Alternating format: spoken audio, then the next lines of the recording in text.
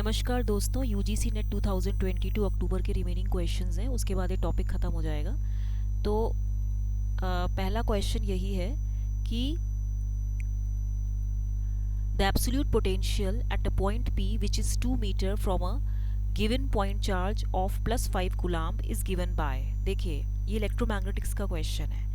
Potential point charge at a distance r, जो आपका potential होता है, इसको हम v से डिनोट करते हैं, राइट। एब्सोल्यूट पोटेंशियल को v से डिनोट करते हैं। तो आपको पता है W is equal to V into Q होता है, तो v is equal to W by Q हो गया। अगर मैं इसको, that means the amount of work done in moving that charge from infinite to the point from where it is calculated. W is the work done, Q is the charge. W is equal to force into distance. F is the force, D is the distance between point and the charge. ठीक है। मान लीजिए if the charge is kept at infinite and it has to be moved from this infinite distance to that point P, तो यहाँ पे हमें क्या करना पड़ेगा, पोटेंशियल निकालना पड़ता है। तो फोर्स की वैल्यू होती है 1/4πε0 Q1 Q2 bye are square. ठीक है।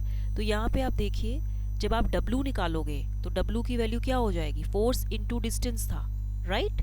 तो यहाँ पे डिस्टेंस मतलब एक R हो जाएगा, ये कैंसिल हो जाएगा, तो आपका फॉर्मूला आएगा 1/4πε0 Q1 Q2 बाय आर। अब इसमें देखिए V की वैल्यू कैसे निकलेगी। अब V की वैल्यू निकालनी है, तो V की वैल्यू हो जाएगी आपके पास 1/4πε0 Q बाय आर। मान लीजिए Q1 equal to Q2 equal to Q है, तो ये value Q square by R हो गई, इंटू 1 अपॉन जो V था वो W बाय Q था, तो यहाँ पे Q तो कैंसिल होके Q बाय आर आ जाएगा। अब आप इसकी वैल्यू रखिए, 1/4πε0 is 9 into 10 to the power 9 into charge is how much, 5 microcoulombs. So it is 5 into 10 to the power -6 upon R की वैल्यू कितनी हो जाएगी, 2 मीटर 2। तो जब आप इसको सॉल्व करेंगे तो 2.5, तो ये वैल्यू हो जाएगी 22.5 किलो वोल्ट।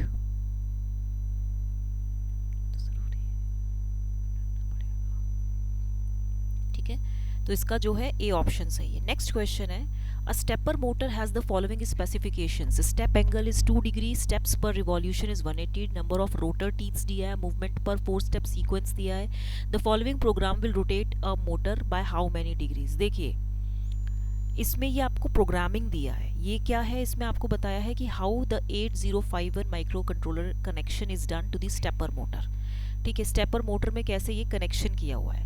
तो इसमें क्या होता है, जैसे इंस्ट्रक्शन है ORG0000H, इसका मतलब क्या होता है, in order to initialise the program, program को स्टार्ट करने के लिए, start the program. Move A hash 66H, तो इसकी वैल्यू क्या होती है, लोड द स्टेप सीक्वेंस, इसका मतलब होता है लोड द स्टेप सीक्वेंस।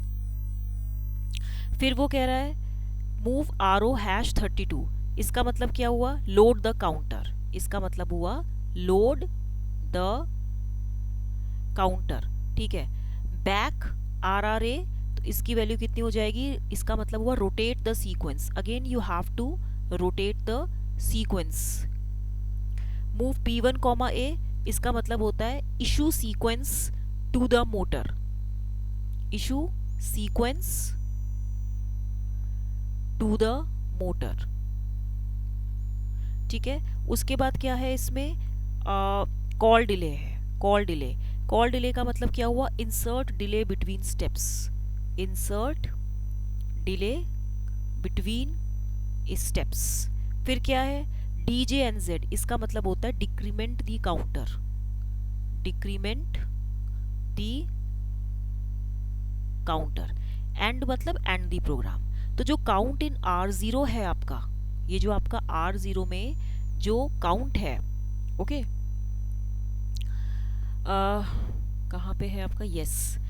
तो R0 में काउंट कितना दिया है आपको, 32। ठीक है, तो मतलब R0 में जो काउंट आपको दिया है वो 32 दिया है, राइट।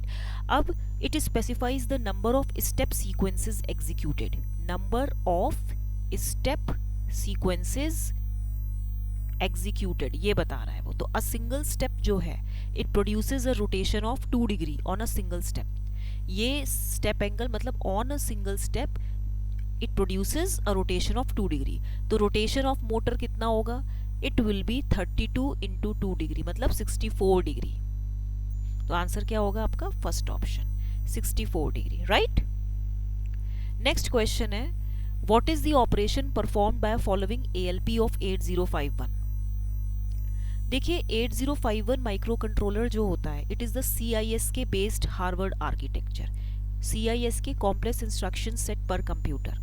इसके जो पेरिफेरल्स होते हैं वो क्या होते हैं, 32 IO timers, counters, serial communication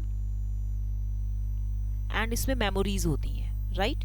तो माइक्रो कंट्रोलर जो होता है it requires a program to perform the operations.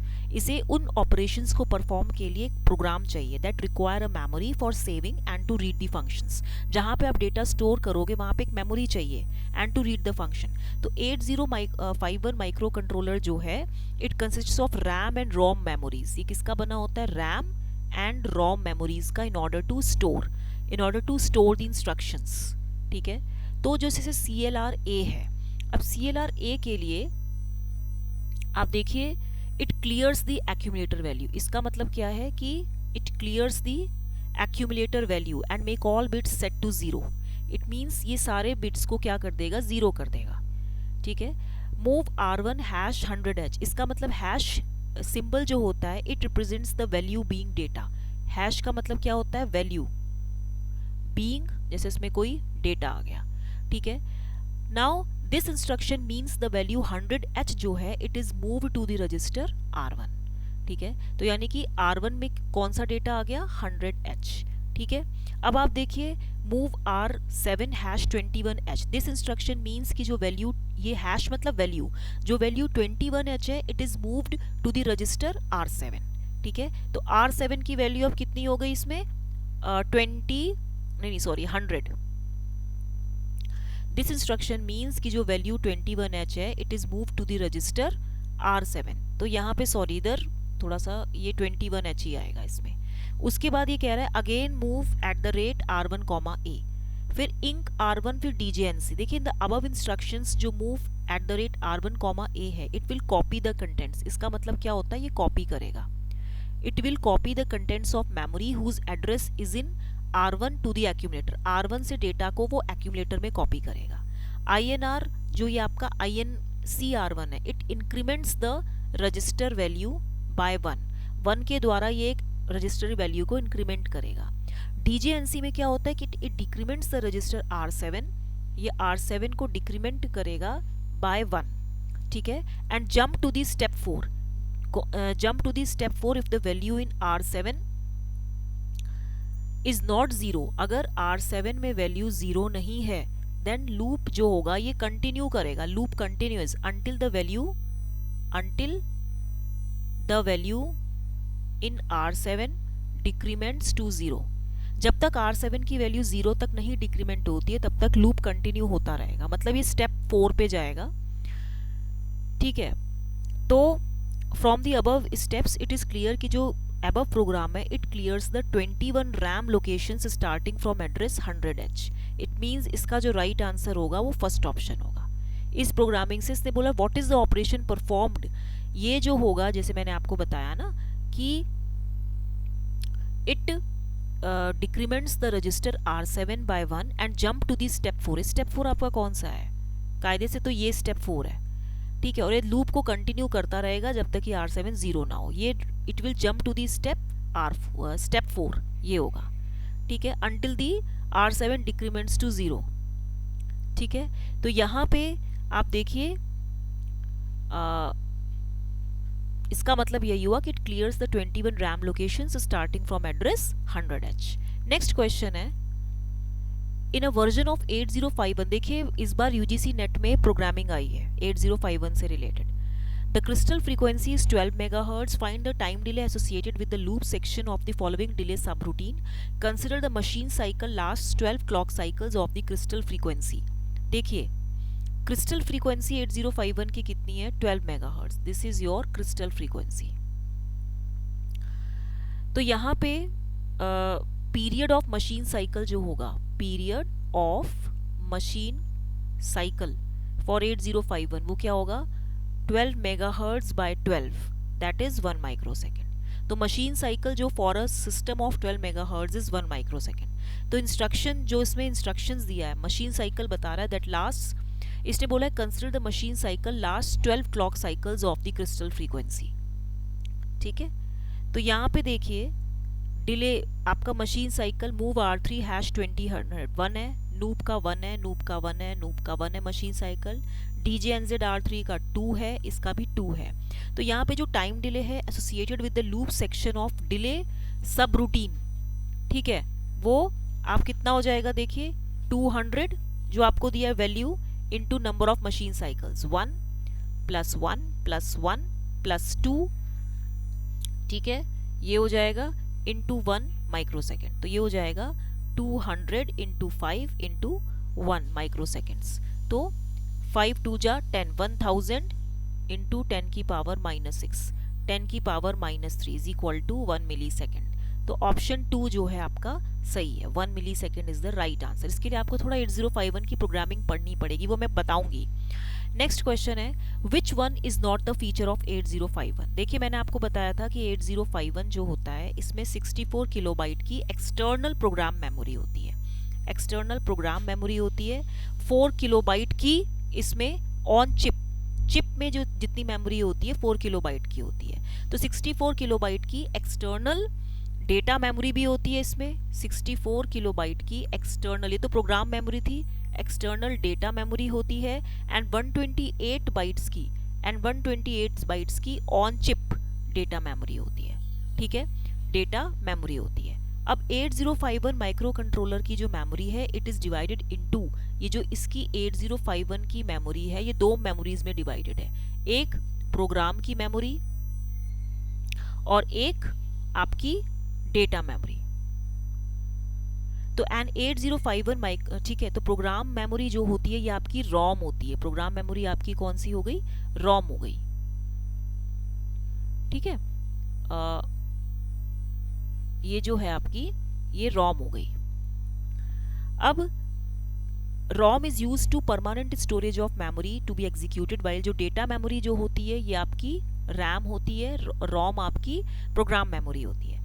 RAM temporarily storing के लिए यूज होता है and keeping intermediate results and variables. ठीक है, अब 8051 माइक्रो कंट्रोलर में इंटरनल RAM 128 बाइट्स की होती है, मतलब ये इंटरनल RAM है जो 128 बाइट्स की होती है, मैंने आपको बताया।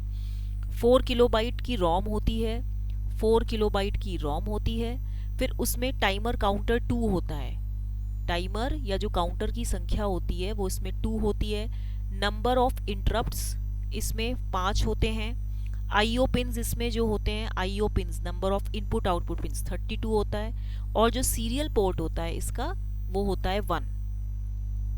तो आपका जो राइट आंसर आएगा कि इसने बोला is not the feature, 128 bytes of RAM होता है, ये सही है। 4 किलोबाइट्स ऑन चिप की रॉम होती है, ये मैंने आपको बताया। एक्सटर्नल प्रोग्राम मेमोरी जो कि रॉम होती है इसमें 64 किलोबाइट होता है, 4 किलोबाइट ऑन चिप होता है, एंड डेटा मेमोरी भी 64 किलोबाइट की है, लेकिन जो 128 बाइट्स है ये ऑन चिप डेटा मेमोरी होती है। तो ये भी सही है। 16 इंटरप्ट्स नहीं होते हैं, इसमें 5 इंटरप्ट्स होते हैं, इसीलिए ये गलत है। एंड 4 8-बिट आईओ पोर्ट्स होता है, ये सही है। तो आपको इतना ध्यान में रखना पड़ेगा। तो इसका जो राइट आंसर है वो 3rd ऑप्शन है। उसके बाद आपका ये क्वेश्चन खत्म हुआ, आपका मैंने ये टॉपिक खत्म कर दिया है। 1 2 3 4 5 मैंने आपको 5 क्वेश्चंस कराए हैं, इसको अच्छे से कॉपी में नोट कर लीजिएगा। ठीक है, टिल देन इसको लाइक शेयर एंड सब्सक्राइब करना मत भूलिएगा। Okay, thank you very